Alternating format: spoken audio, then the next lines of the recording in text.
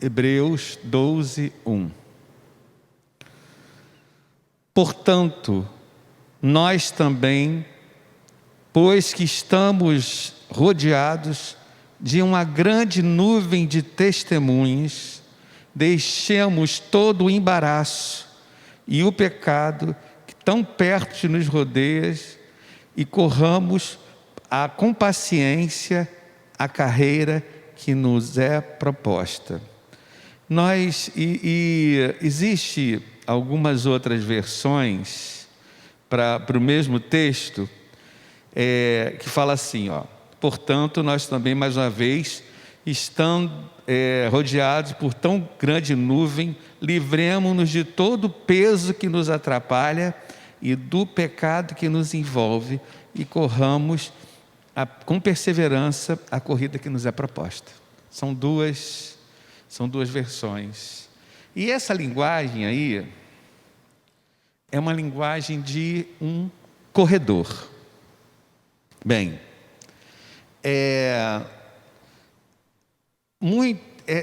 tem muito a ver com a própria história das Olimpíadas. O contexto é o contexto da Grécia, fala aos gregos. E fala a uma cultura que é a cultura da Grécia, que valoriza a questão das Olimpíadas, valoriza a questão do corpo, valoriza a questão das corridas. Ele escolhe as corridas para falar da nossa vida. Mas é uma coisa boa, a gente ter a nossa vida analisada a partir de uma coisa externa. Porque a gente consegue se identificar melhor, a gente consegue ver. Às vezes é mais fácil a gente olhar para um exemplo do que a gente olhar para dentro de nós mesmos. E essa carta de Hebreus, ela é uma peça só. Ela não está separada em capítulos, como a gente vê aí. Isso aí foi uma estratégia didática para a gente entender melhor. Mas ela ainda é a continuação de tudo aquilo que falava no capítulo 11. Todo o contexto de fé, a fé era o centro dessa reflexão.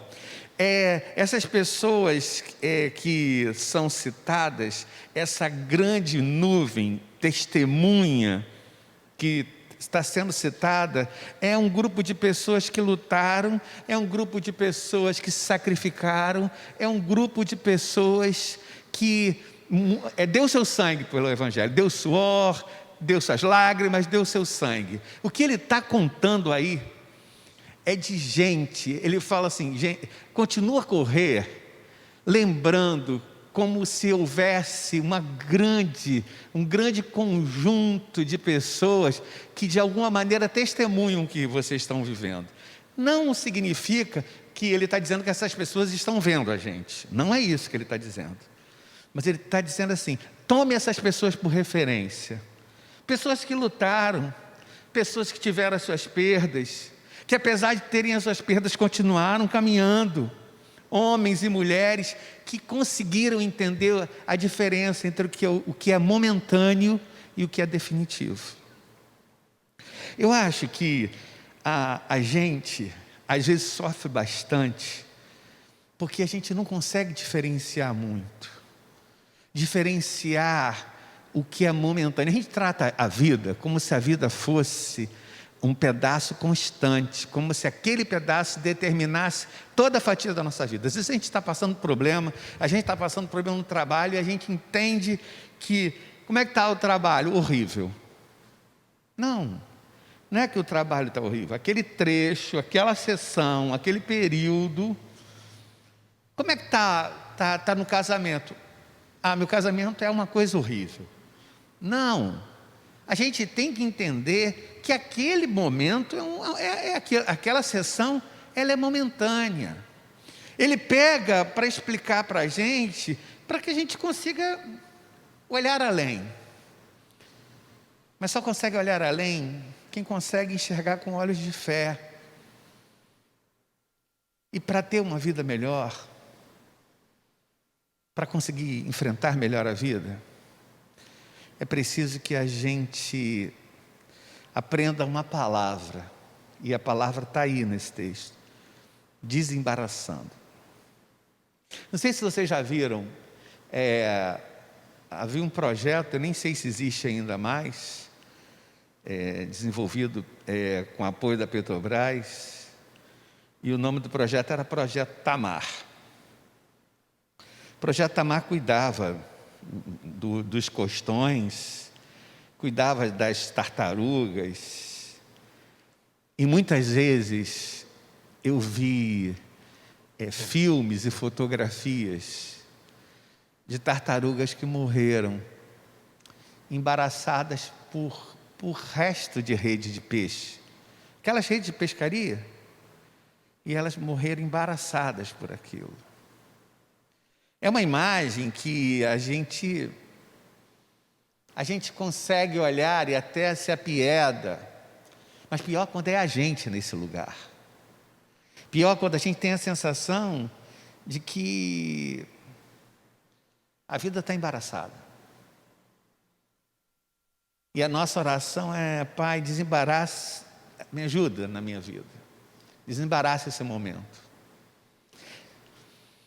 Para aproximar mais, eu queria que você pensasse na sua mulher quando vai sair, às vezes para um casamento, e fala assim para você: desembaraça esse cordão aí para mim. Não sei se você já viveu esse inferno, que é um cordão cheio de nó, uma correntinha cheia de nó. Aquilo dá trabalho, parece que é uma besteira. Ela fala assim: desembarace para mim enquanto eu vou. E a gente vê o valor vê como é trabalhoso aquilo. São ilustrações para a gente entender que uma vida embaraçada é uma vida pior. Uma vida cheia de nós é uma vida pior. Nós todos temos os nossos nós. Mas a vida não precisava ser tão embaraçada como é. A sua vida não precisava ser tão embaraçada como está. Tem um jeito, e o texto nos ensina, um jeito para deixar a vida menos embaraçada. Esse é o recado para você dessa manhã. Eu desejo para a sua vida que a sua vida se torne menos embaraçada. Então, para que a vida se torne menos embaraçada, eu preciso de duas coisas. Eu preciso abrir mão de pesos e de pecados. Ele fala para que a gente corra livremente essa corrida, para que a gente tenha uma vida menos embaraçada, abrindo mão de pesos e de pecados. E eu queria te trazer para essa reflexão. O que serão esses pesos? A ideia não é alegórica, mas às vezes esses pesos são lembranças, são memórias. Existem pessoas que têm pesos na vida que são muito significativos e pesos que elas não buscaram. Existem pessoas que carregam peso de memórias, de lembranças, de abusos. Abusos de todo tipo. Coisas que são difíceis da gente se livrar. A gente se livra. Deus abençoa. Existem pesos que a gente não consegue se livrar. Às vezes o peso de uma doença. Nasceu com aquela doença, você vai levar aquele peso. E você não consegue se livrar disso. E, na verdade, você não teve a opção de receber e também não teve a opção de se livrar. Não tem a opção de abrir mão dele. Mas eu queria te dizer uma coisa. Existem pesos que a gente não precisa levar. Às vezes a gente carrega pesos que a gente não precisava carregar. Você imagina se você passasse o dia ou a semana carregando uma bolsa de 20 quilos. Aí alguém te perguntasse: por que você carrega essa bolsa? Já me acostumei com ela. E a gente carrega e tem a ilusão de quem carrega bolsas de 20 quilos o dia inteiro vai ser mais forte. A gente só consegue entender o que é um exercício para o corpo quando a gente consegue segurar pesos e consegue saber largar pesos. Ninguém, quando faz exercícios, se agarra ao peso e fica com ele. Quem quer se tornar mais forte tem que aprender a levantar, mas também tem que aprender a saber largar. Peso de ofensas. Às vezes, isso é um peso enorme que você carrega dentro de você. Existem pessoas que são mais suscetíveis à ofensa do que outras. Existem pessoas que a ofensa, ela ocupa um lugar mais profundo dentro de uma pessoa, independente do que é dito. Existem pessoas que recebem a ofensa diferente das outras. Mas eu queria conversar com você e te dizer que a gente sabe que a ofensa gera tristeza, que a ofensa gera fúria. Mas quanto mais você pensa na ofensa, mais você dá peso a ela. Quanto mais você fica com a lembrança da ofensa, mais você dá peso a ela. E tem uma categoria de pessoas, e tem gente sentada aqui na minha frente, que piora as coisas. Que além de se sentir ofendido, é também justiceiro. Essa categoria é a categoria dos mais difíceis. É a categoria daquela... Mulher é mais justiceira do que homem, tá? Não estou sendo misógino não, mas mulher é mais justiceira do que homem. Mulher é aquela que... amiga briga, alguém faz uma injustiça com a amiga, ela fala assim, fez uma injustiça com a minha amiga, vou sair do grupo também, vamos tirá-la do grupo. Vamos todo mundo sair do... Entendeu? As ofensas, às vezes, têm peso na sua vida, porque você, às vezes, é justiceiro. Tenta puxar para você coisas que não são suas. A gente alimenta ofensas ao invés de alimentar memórias de fé. Olha o que eu falei. A gente alimenta ofensas. E o que a gente deveria alimentar, na verdade, são memórias de fé. Porque eu alimento a memória das ofensas, em vez de eu alimentar memórias de fé. A gente parece agarrado numa cadeira de balanço, e a gente faz força para frente e para trás e não sai do lugar, Marcelo. Porque a gente está alimentando memórias de ofensa. E fica nessa pendulação de uma cadeira de balanço. Porque no fundo, o que te faz se alimentar das ofensas é o sussurro da serpente. Quando a serpente conversa com Eva, ela não grita. A serpente sussurra. E eu queria dizer que muitas vezes você está preso nessa cadeira de balanço existencial, porque há algo sussurrando no seu ouvido e te relembrando ofensas, quando no fundo você deveria ter memórias de fé. A vida não precisa, a vida tem seus pesos, mas a vida não precisa ser um peso, não ter tantos pesos. Sabe, a gente poderia de alguma maneira se livrar, mas há algo que fala na nossa vida, na nossa existência, algo que fala na nossa criação, que diz assim, eu aguento. Tem pesos que você não precisaria aguentar, tem situações que você não precisaria viver, tem sentimentos que você não precisaria revisitar, mas algo dentro de você diz, eu aguento. Porque no fundo, há alguma coisa na sua memória que diz, minha mãe aguentava também. Então eu aguento. A gente tem muitas coisas desnecessárias nessa vida, que às vezes apertam o nosso coração. E eu queria bater nesse ponto. Responsabilidades que não são nossas.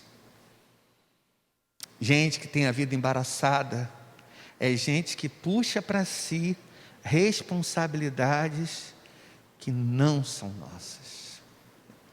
Eu lidei com um casal que a filha já era adulta, mas era a filha dela, não era a filha dele. E eles eram casados. E eles dois brigavam muito pelas escolhas que a filha fazia. Eles estavam à beira de se separar pelas escolhas que a filha fazia. E aí ele foi se aconselhar comigo. Aí eu disse para ele: meu querido, pare de assumir responsabilidades que não são suas. A moça pediu para você isso? Não. A mãe dela pediu para você isso? Não, ela até fala para eu não me meter. Então você está carregando um peso que não tinha que carregar. Pare de assumir responsabilidades que não são suas. Perca outro peso que a gente gera dentro da alma. E o apóstolo Paulo trata isso em várias situações diferentes, com diferentes tons. A gente precisa vencer o nosso sentimento de insuficiência. Às vezes a gente não se sente bom o suficiente, e isso vira um peso. A gente acha que não é bom o suficiente no trabalho, a gente acha que não é bom o suficiente no casamento,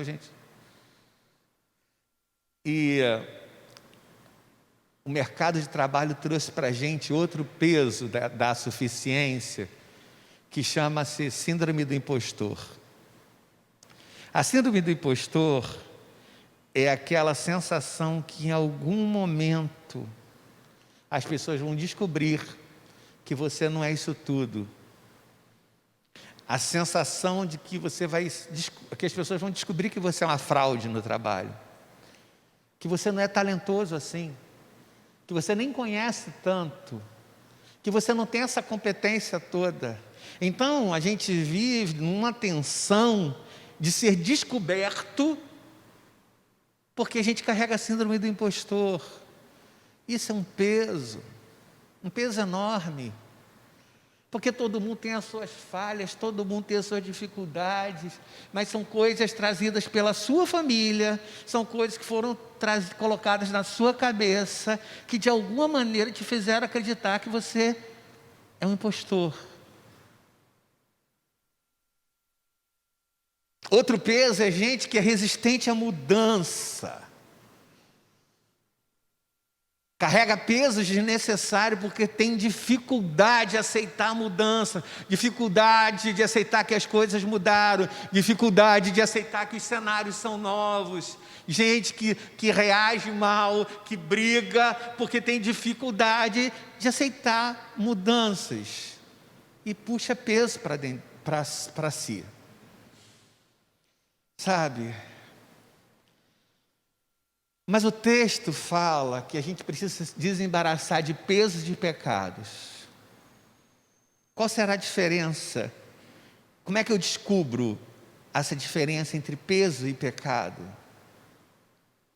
Eu só consigo descobrir a diferença entre peso e pecado se eu tiver autocrítica. Eu não falei para você ter sentimento de culpa, não é isso que eu estou dizendo.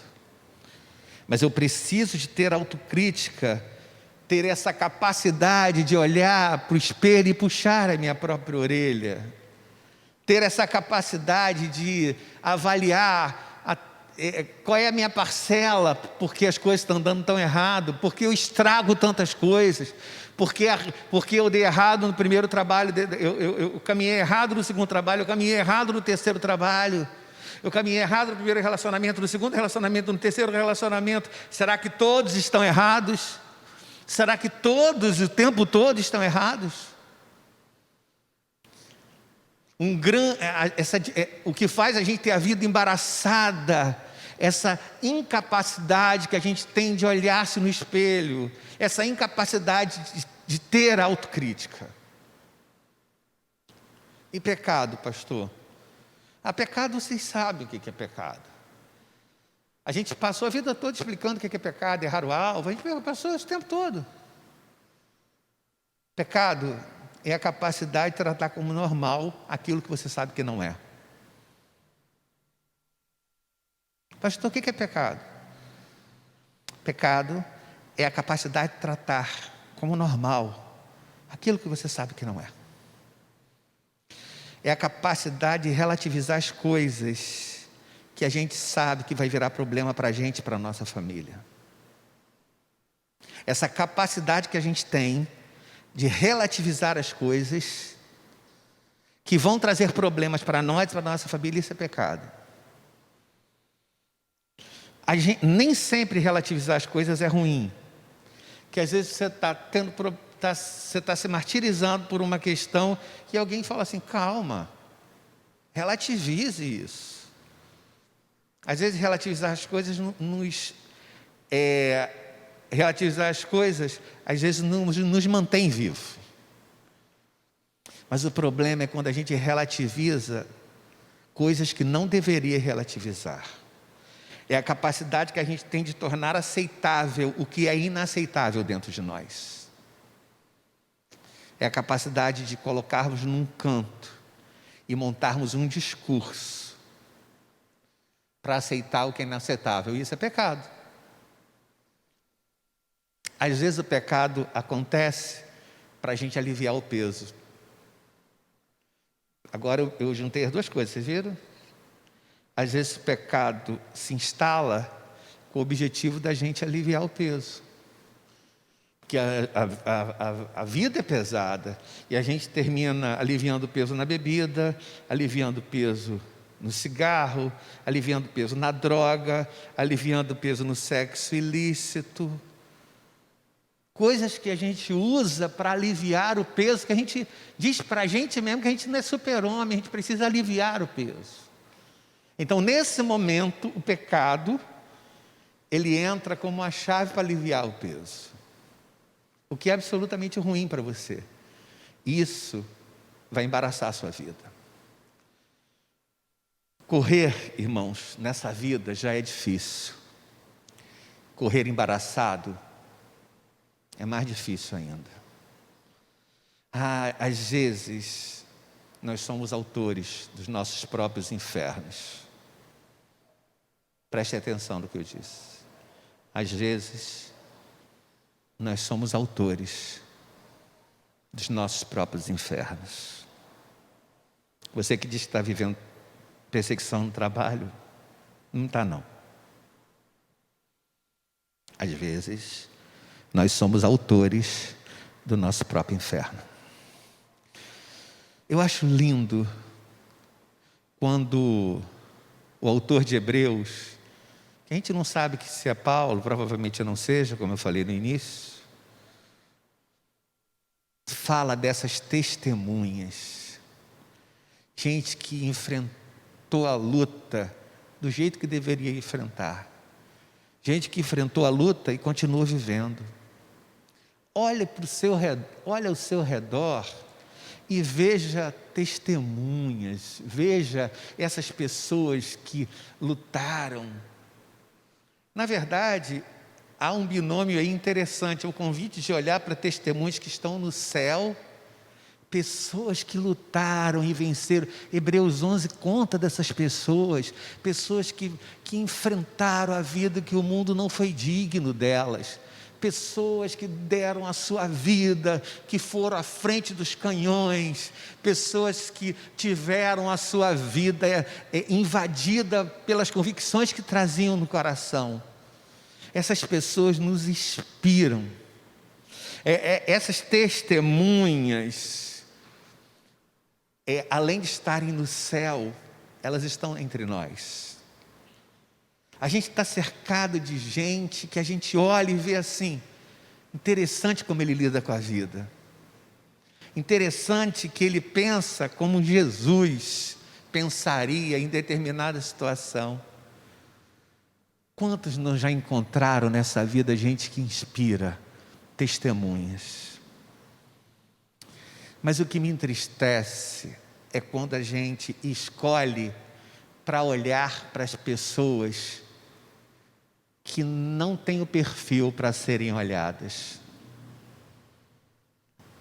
Quem te inspira? Quem são hoje as pessoas que te inspiram? Às vezes a gente olha e a gente se deixa inspirar por pessoas que não têm benignidade, não têm mansidão, não têm domínio próprio, não têm bondade, não têm paz, não têm gozo no espírito e não têm amor. Eu acabei de citar o fruto do espírito, tá? Quem são as pessoas que te inspiram? Porque para te inspirar, no mínimo que a gente imagina é que uma pessoa que tenha traços do fruto do espírito. Quais são as testemunhas que te empurram para correr?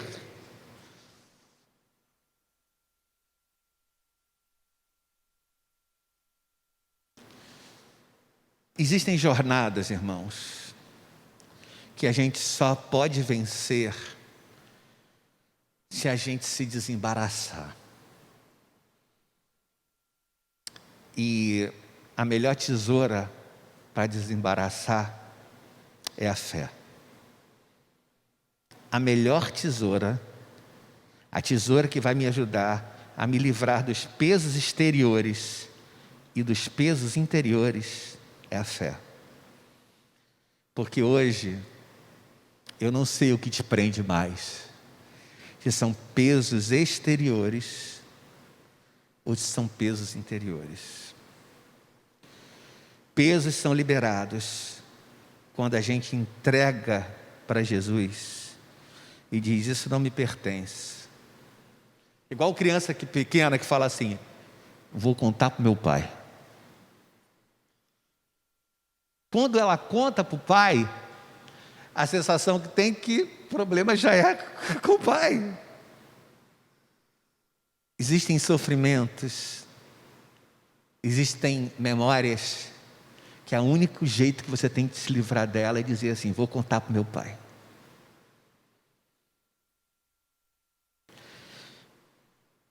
Pesos são liberados na adoração. Pesos são liberados na adoração.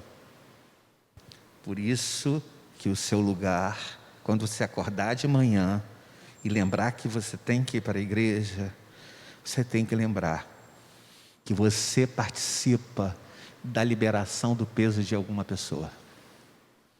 Porque pesos são liberados na adoração. O que te faz correr tão mal e conduzir a vida de maneira tão difícil, a vida de maneira tão embaraçada, é talvez o fato de você perder de vista o alvo. Tem gente que perdeu de vista o alvo. Para concluir, um barco deu sinais de que não funcionava bem. E os pescadores decidiram trocar o motor do barco. Eles primeiro tentaram trabalhar no motor existente, o barco continuou trabalhando mal. E eles tentaram trocar o motor do barco. E o barco continua trabalhando mal. E aí eles chamaram um pescador daqueles mais velhos, experientes, cascudos, queimados pelo sol. Falou assim: esse barco não está funcionando bem. Aí o pescador perguntou: já viu o motor? Já. Não é o motor. Já viu se tem tralha dentro do barco fazendo peso? Já. Nós jogamos fora as tralhas. Aliás, nós carregamos muita tralha. E às vezes a nossa caminhada é difícil, porque a gente carrega muita tralha aqui. Acumuladores aqui.